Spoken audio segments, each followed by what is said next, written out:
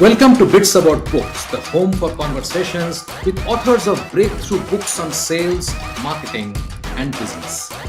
I am your host, Shubhanjan Sarkar, founder of Pitchning, the next generation buyer-seller engagement platform, where our mission is to make buying easy. Our guest today is researcher, author, and entrepreneur Enrico Gallorini, and we speak with him about his insightful new book on the evolution and the future of events. In person, mapping the power of collective human gatherings to co-create the future. I had the chance to go to see the concert of U2 at the Sphere. Wow! That was, for me, till today, the most incredible experience on a live event in my life. Not only because there were the YouTube that it's not that I love, but I know their song since when I was young and everything.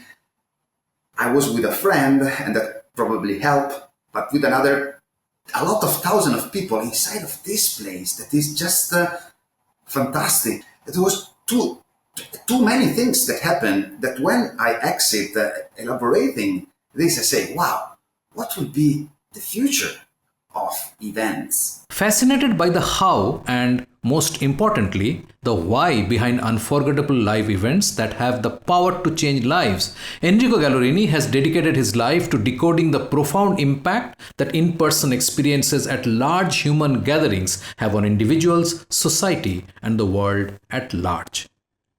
His most significant finding is the unique ability that only live events have to inspire and drive human evolution. Through his research, he has uncovered remarkable and enduring patterns dating back to the very origins of humanity, insights that remain relevant today and will become even more vital in the future. Described as a forward thinker with a rare intellect and a distinguished expert in the events industry, Enrico is a strategic researcher specializing in visitor experiences and author of the book, In Person, A Journey Through the Unstoppable Evolution of Events. He has captivated audiences across 20 countries, delivering keynote speeches at prestigious universities and international conferences, where he explores the transformative power of in-person events. As the co-founder and CEO of GRS Research and Strategy, a cutting-edge boutique multinational research firm headquartered in Venice, Enrico brings a unique blend of business intelligence, creativity, positivity, and passion to the human-to-human industry.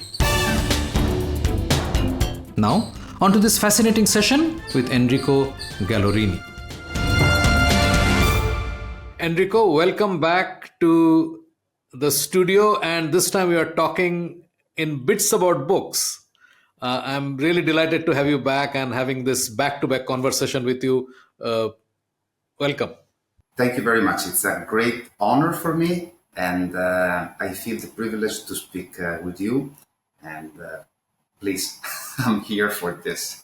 You know, last time when we spoke, it was for the other podcast that I do, which is the Trade Show podcast, and we spoke a lot about your thoughts about how trade shows have evolved.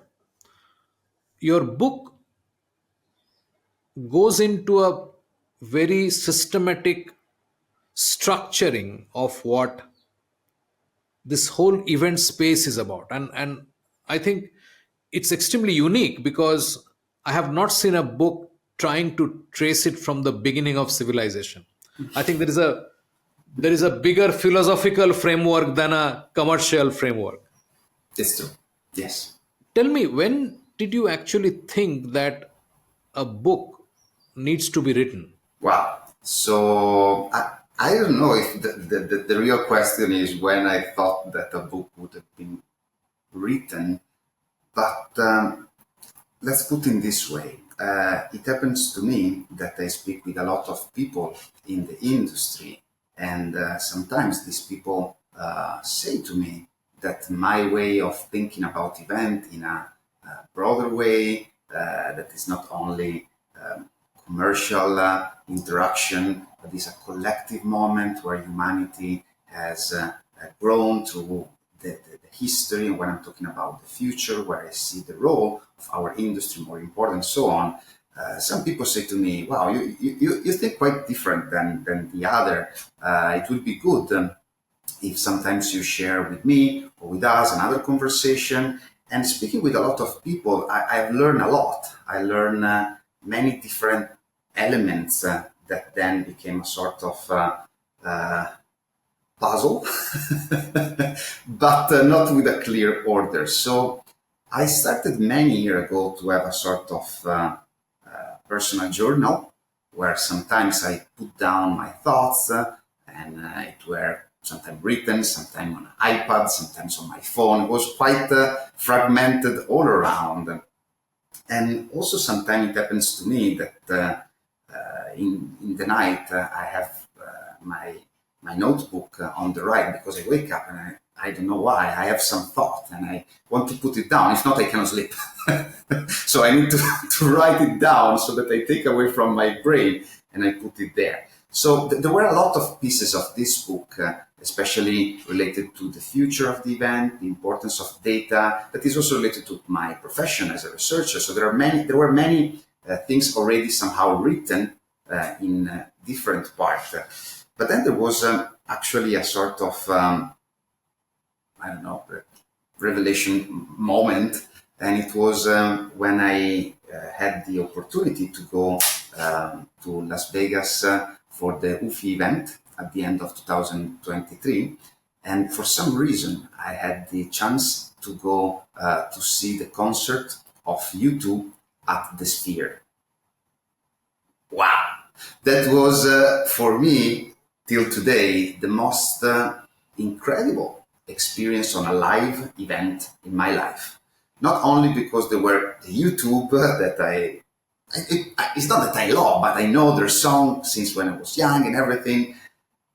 I was with a friend and that probably helped, but with a lot of thousands of people inside of this place that is just fantastic. And I still now have my goosebumps thinking the emotion that I went through because it was a lot. I cannot describe, but I remember I cried, I sung, I laughed, I was amazed, I was shaking, I scared because of it. There was too many things that happened that when I exit elaborating this, I say, wow, what will be the future of events?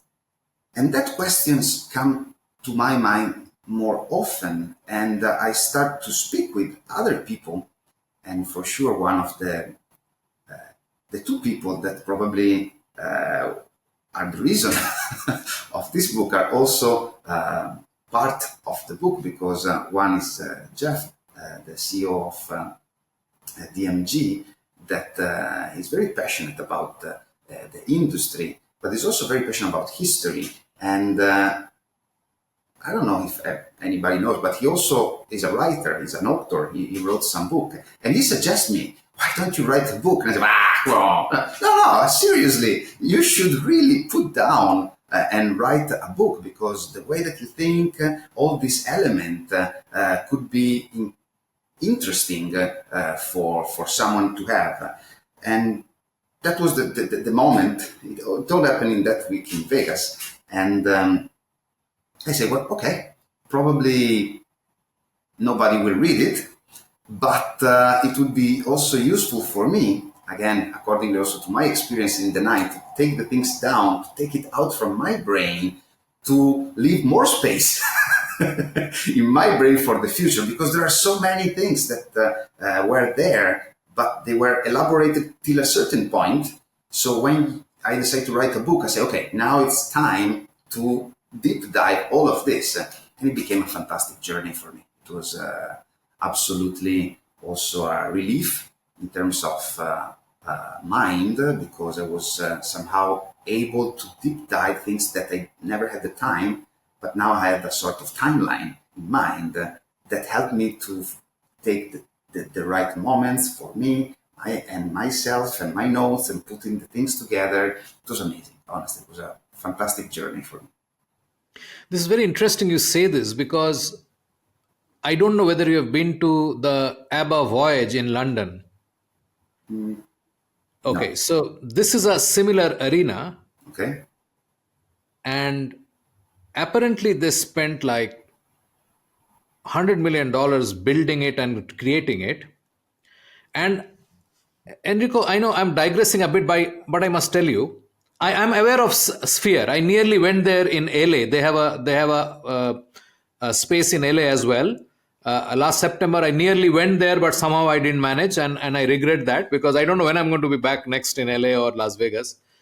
So the ABBA Voyage is a ABBA concert, and again, like you, I know the songs, grown up, and also the two films, Mamma Mia, that made it sort of brought it back, and so on.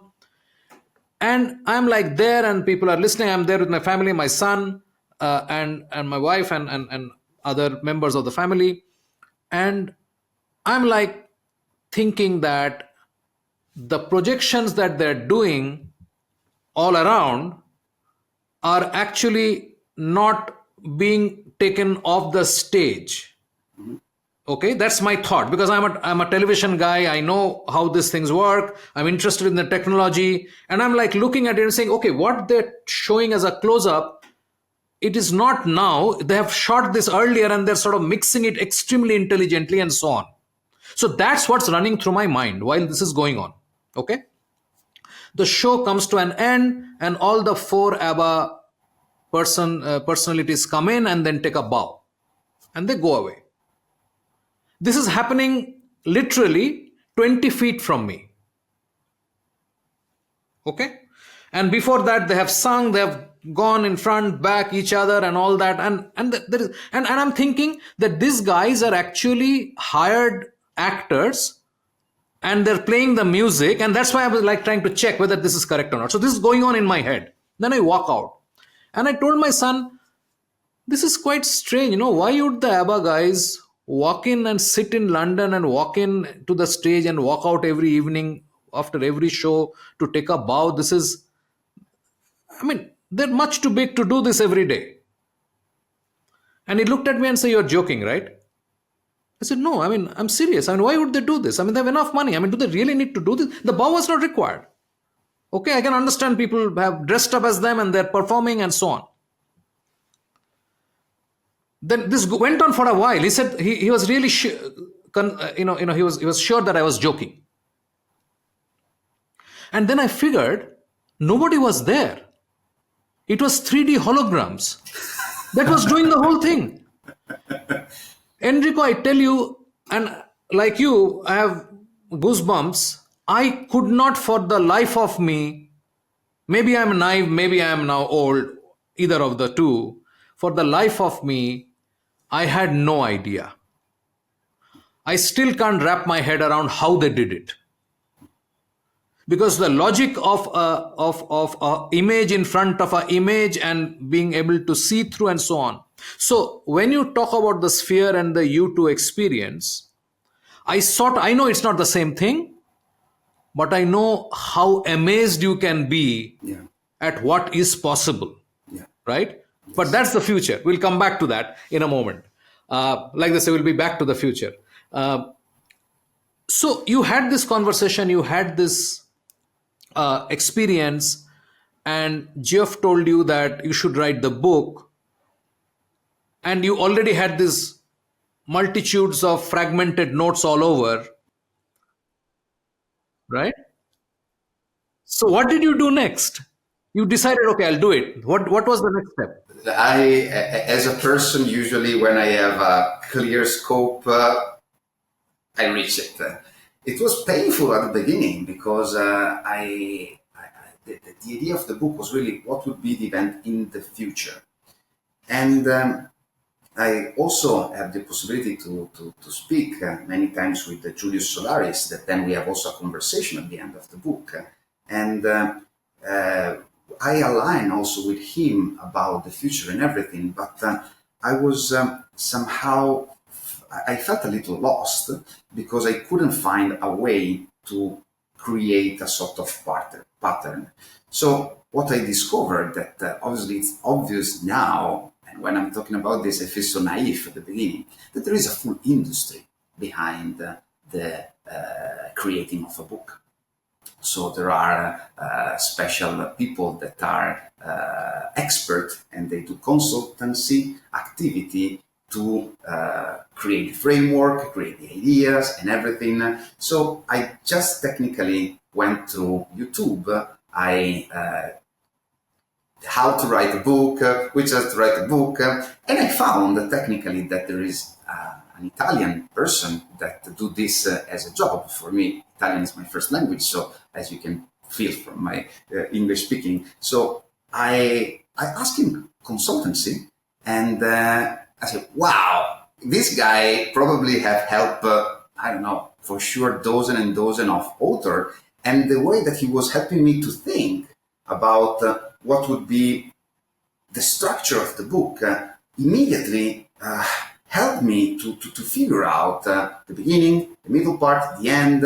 And it was also fascinating because for me, when I was speaking with this person, I tried to be, my thought at the beginning was this book have to be a sort of very serious book about the future and the other thing. And this guy submitted, why? If you write a book, you have also to put something that is about yourself, or you have to create trajectory, because the people that read a book is, if someone would read a book, because I was still poor. But then I say, a book is not written only for who write. It's also written in a way that who is going to eventually enjoy the book understand not only what is written in the words, but the magic behind your ideas, the thoughts behind. So it was very fascinating. And again, he helped me a lot to create a sort of structure. And that was the moment in which I realized that to arrive to the final goal was about the future, was important to have a clear picture of what is happening now and a deeper picture of what was in the past.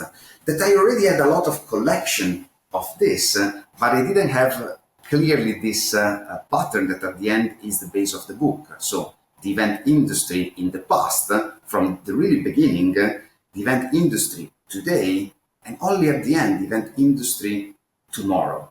And that was the way that I put together all the things. Nice. And just to let you know, because that was another interesting element. So there are, in the most of the chapters of the book, at the beginning, there is a little story of a hero or someone that anticipate that chapter in a very, I would say, easy, but visualizing the atmosphere. So at the beginning, there is Kiro that it's having in front of the fire, this moment of sharing with the others.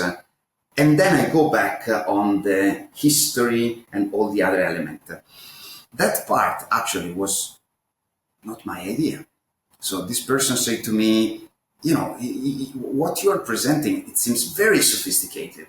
And probably also your thoughts are even more deeper than what you can tell to me, because when you write, you go even deeper. So why don't you put at the beginning of each chapter 1 page, 2 pages that already explain the whole idea, and then you deep dive. I said, wow, doesn't seem so, I don't know. It was not really my first reaction was, I don't know, my book should be not like this.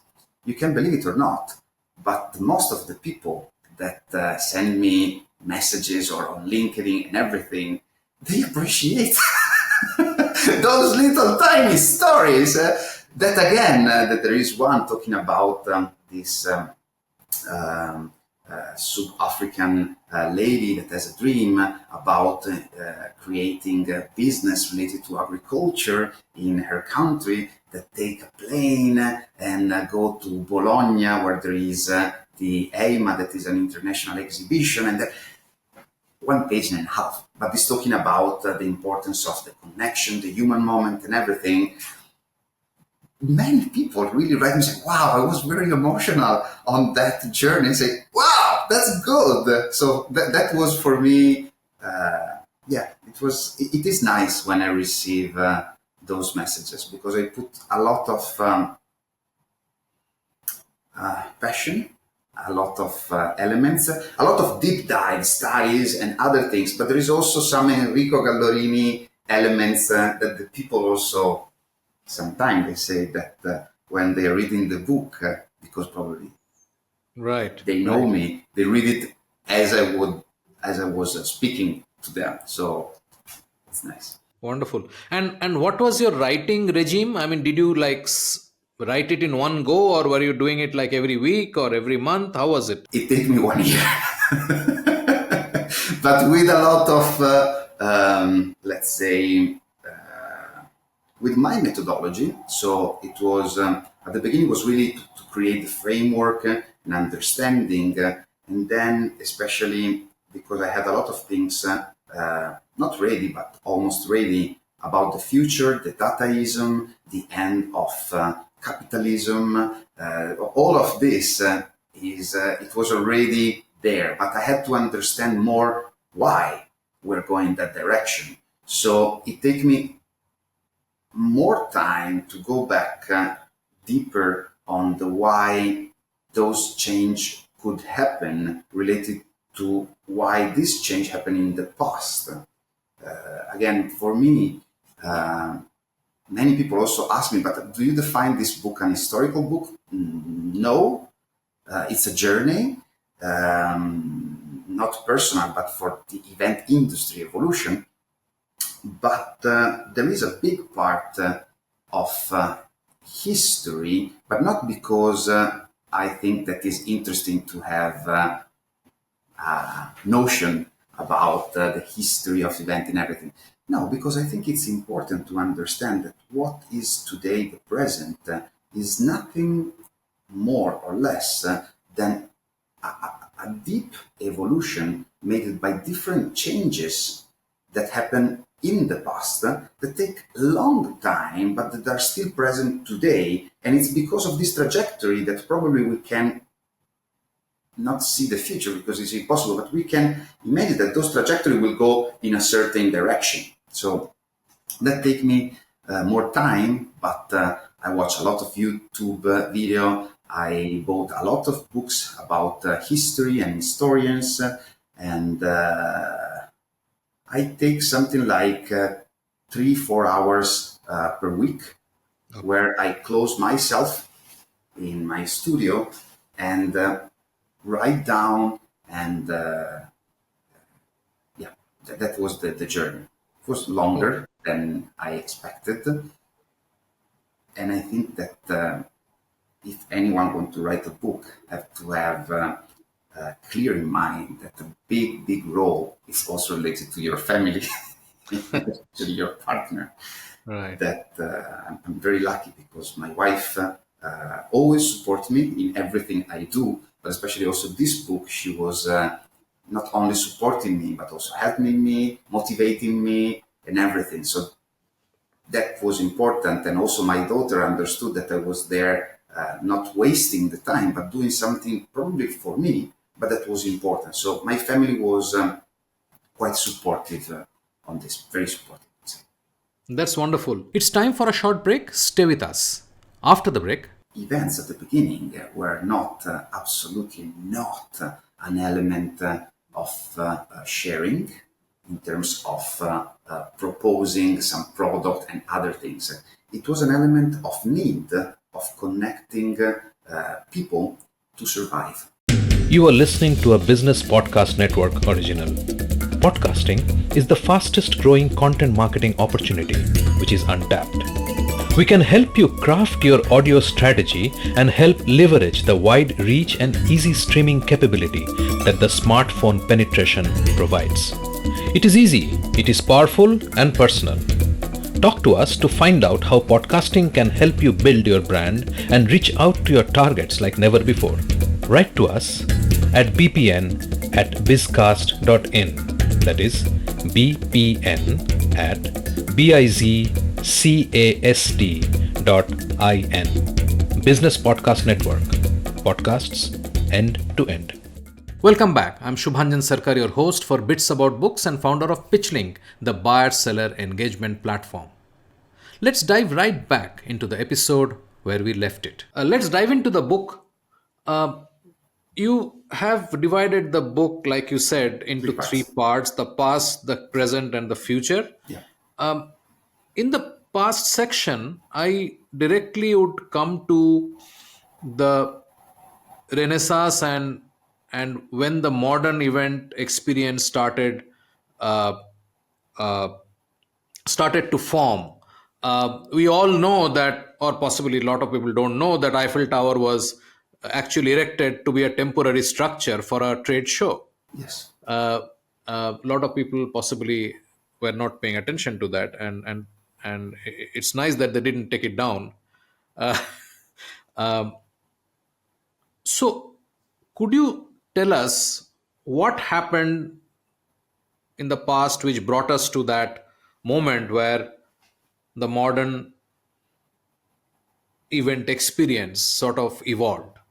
And I think that innovation in general, but let's say also the evolution, the unstoppable evolution of humanity, is based by little tiny steps that make a little of change, even little bit, but in a long journey, it became a lot.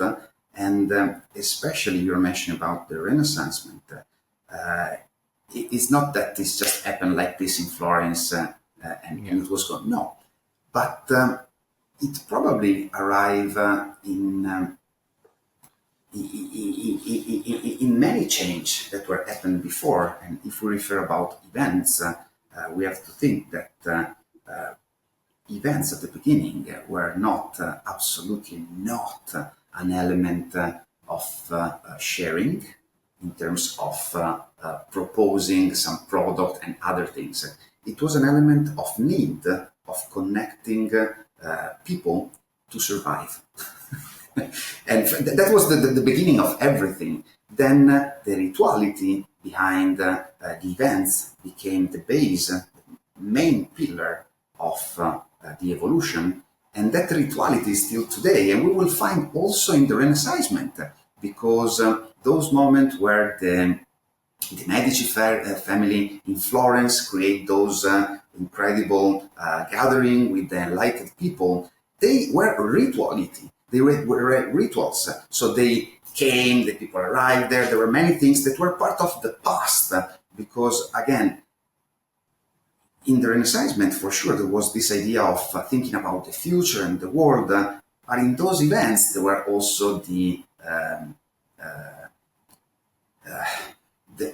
showing of the powerness of the owner of the event and everything that come back from the Egyptian, where they create this incredible feast to create the role of the pharaoh as a god. Still today, there is that element that is central. But then there are a constellation of other elements that arrive together. Trade inside of events is not one of the last element that was added, but for sure was not at the beginning. It was completely different. And I still think today, even if we call them trade shows, trade is one of the part of the overall proposal that the collective events that again we call trade show give to the beneficiaries that can be the visitors, the exhibitors, the buyer, the city, and everybody that have a benefit from that event. So, how did globalization impact this? I mean, you write a chapter about that. Yeah. And how did this get impacted by what we saw in the late 20th century primarily? Yeah, but technically, you know, the globalization impact everything, but the event industry were a big accelerator of the globalization. So this is the other element you mentioned about the expo in Paris where they create the Eiffel Tower, but expos actually were the engine behind the growth of globalization, and the globalization became the superpower of the event industry. So it was possible to meet as a collective moment, as a, let's call it trade moment, but it's not a trade, only trade, in one place with different people from all over the world. So before that was a person that was going everywhere in the world. And thanks to the event, it became the opposite. A global event bring the world in one place. And from that place, he bring back to all the different countries that participate. And it became like an incredible positive cycle where events were the base of what we call today globalization. Right.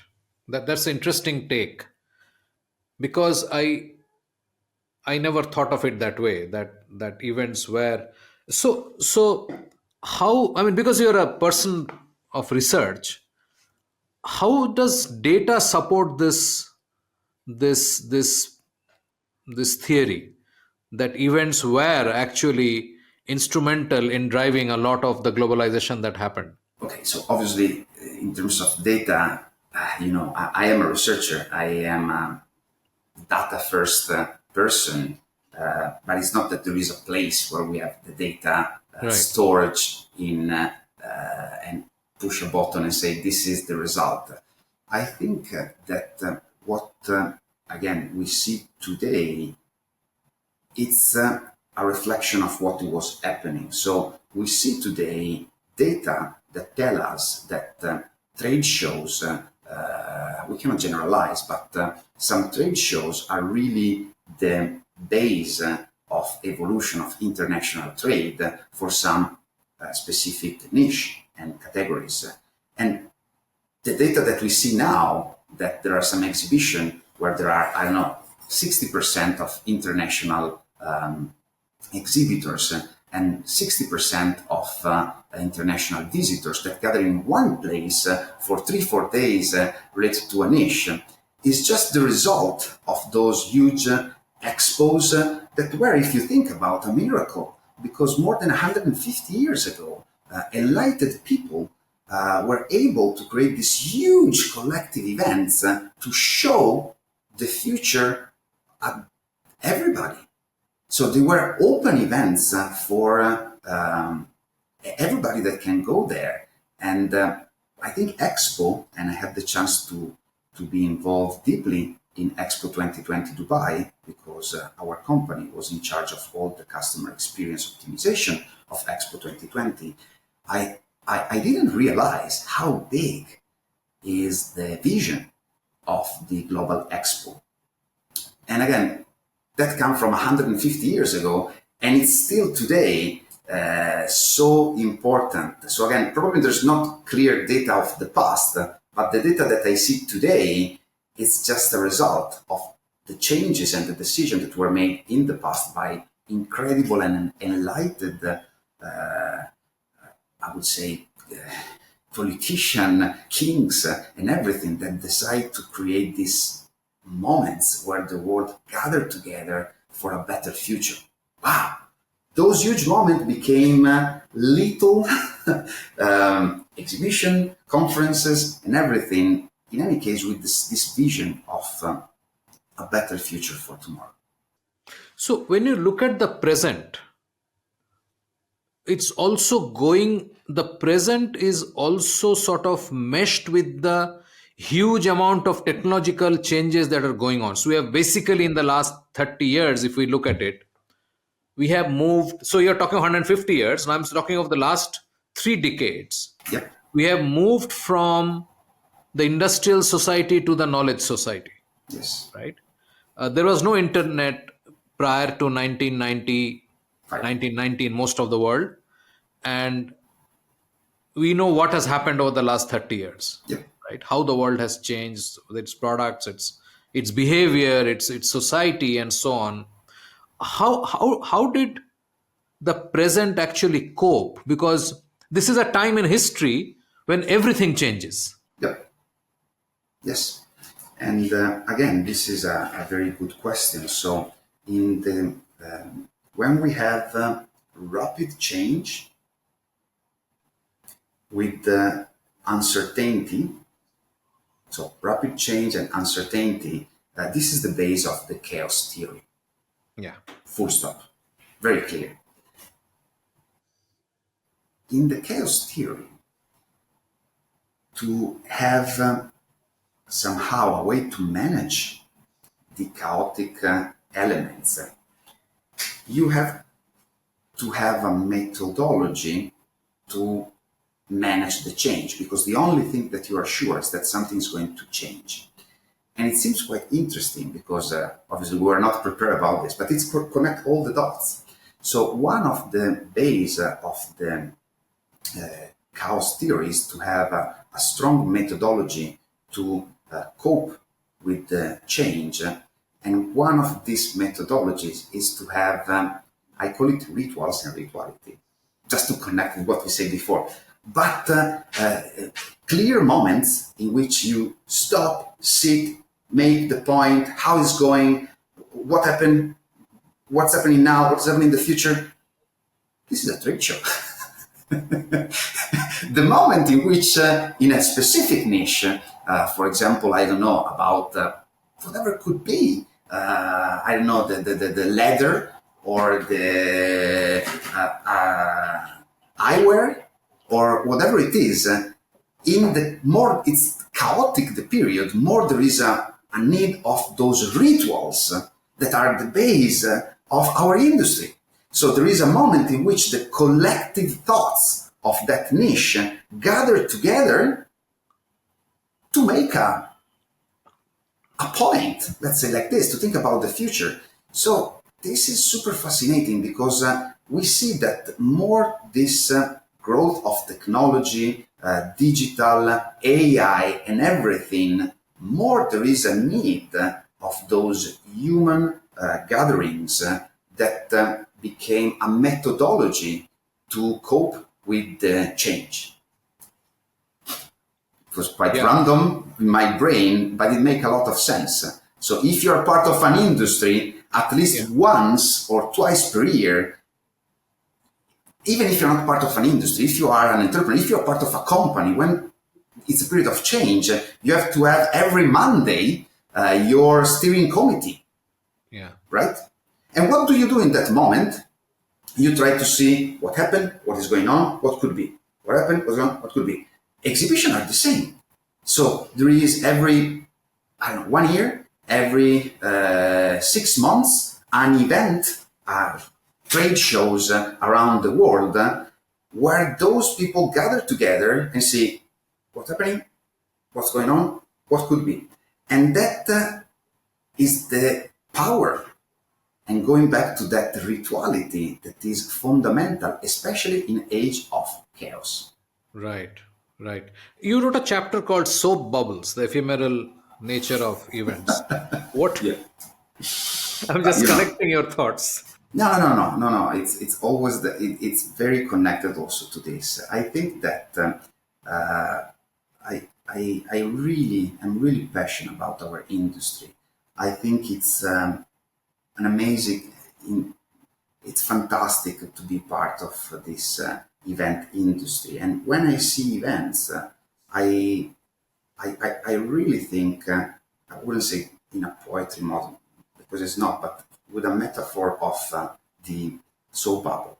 So the soap bubble, it's something that when it happened, just enchant us, and it's sparkling and it's colorful and everything, but then disappear. Yeah. Immediately. It's disappeared. And there's no words that can describe that bubble. When it disappears, it's gone. For me, it's the same in our industry. We know how important is those moments, how difficult it is to create, but then they swiftly disappear. And there's no words to explain to another person how was that event if you were not there. The big difference between the soap bubble and the events is that the soap bubble just disappeared. The legacy of the event do not disappear. It became the little improvement in every person that attend that experience. So again, for me, events are like soap bubble, not to diminish them, but to give them also that dimension of, I don't know, poetry that is amazing, that all of us inside of this industry probably can understand. Because when the bubble pop, the event finish, it's gone forever. Yet the legacy of the event stay forever. Right, right. Makes sense. So on this, let's segue into what is the future. What do you think is the future? We did touch upon you two and my experience with above voyage, but where do you think this is headed? Because there are two parts actually. When we talk of trade shows, that's very narrow. So in trade shows, the neither the ABBA nor the U2 fits in. It is very B2B primarily. B2C is a much different animal. Uh, where do you think this is headed? Is it sort of like multiple kinds will exist and change in multiple dimensions, or is there a future in which all these things are getting enmeshed and you choose to experience what you want to experience? A lot of it will be physical, virtual. What do you see? I use the methodology that I use also in the book. So to try to predict the future that is technically impossible, you have to see the present, knowing that the present is coming from the past. So there are some huge trends that are now in this moment that we need to have it clear to understand a possible future.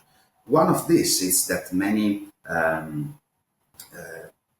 researchers say that we are in this hyper isolation world.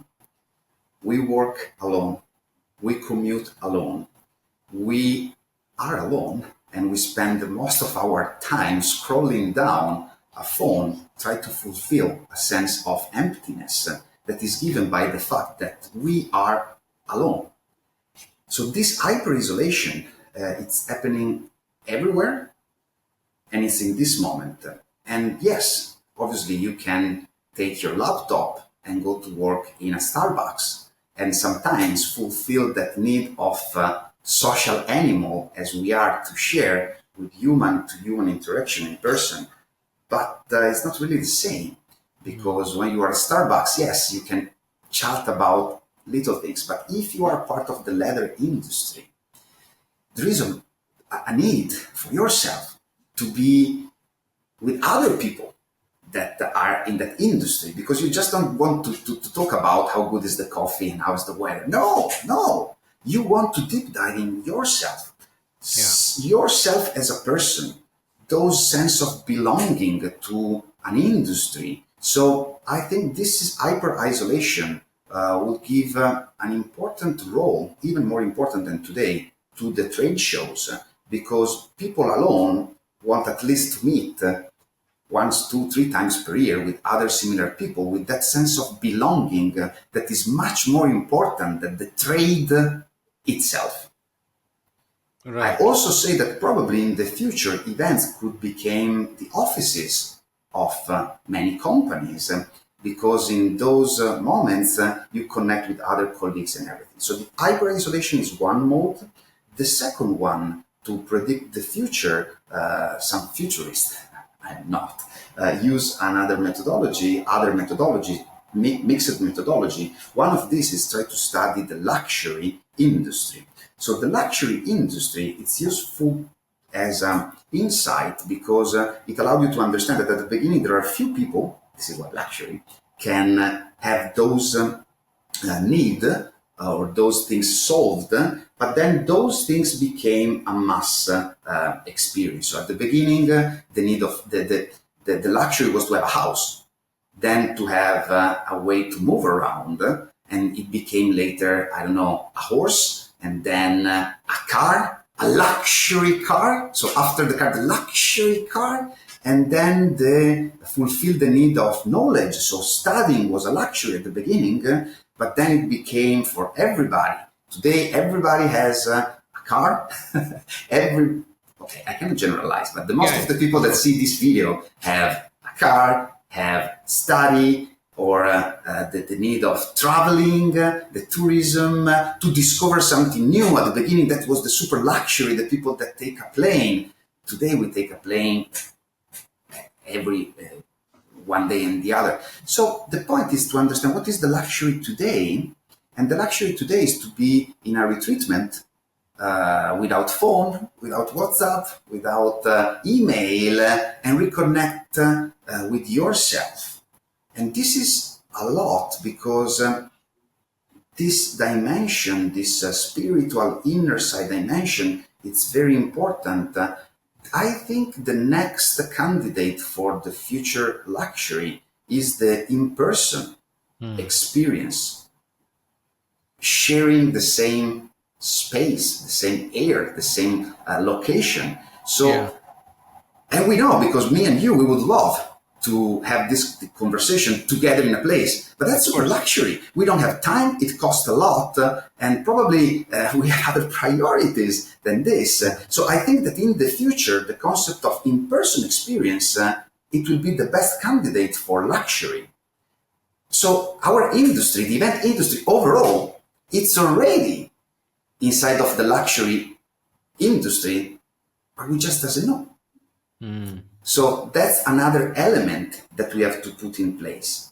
The last one is that we already enter in this historical moment where it's difficult to understand what is true and what is false. Because of AI, because of everything that is related to the screen, we will be not able anymore soon. You will be not able to understand if this person is me, real Enrico Gallorini, or it's my avatar that is trained with a huge algorithm and information that is also to act my voice and everything. But this creates a sort of situation in which soon we cannot trust anymore the intermediate screen experience. So again, the in-person experience, the event industry became probably even more important to create what was already at the base of this, trust, human connection, because we know that it's not really about selling a product. What you're selling is the people behind the product.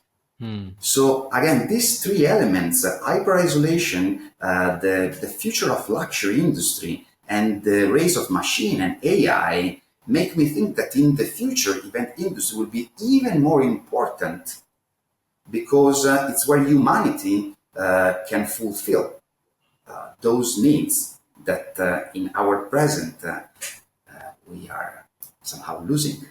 Yeah, I think that makes a very poignant point.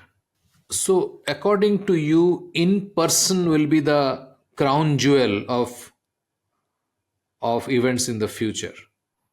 With a blend of technology, with the matchmaking, with the AI, with the possibility to have an agenda that is built on my needs, with all the technology around. But I think that the real secret is the human factor, the human experience, the possibility of reconnect with the deep value of trust, of sharing thoughts, dreams, idea. That I think would be the best future, I think also for our industry, because it's the base of our industry.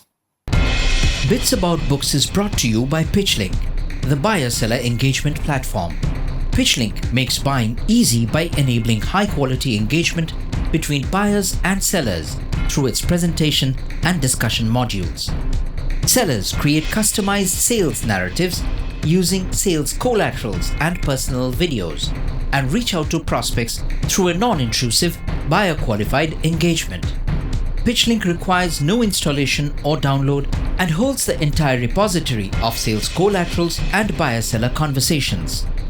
Talk to us to know more about how you can engage with customers without intrusion. Call us on 99021 631 32. Enrico, this was fascinating as always, and I'm glad that we have finished this conversation because now I can go and actually read the book.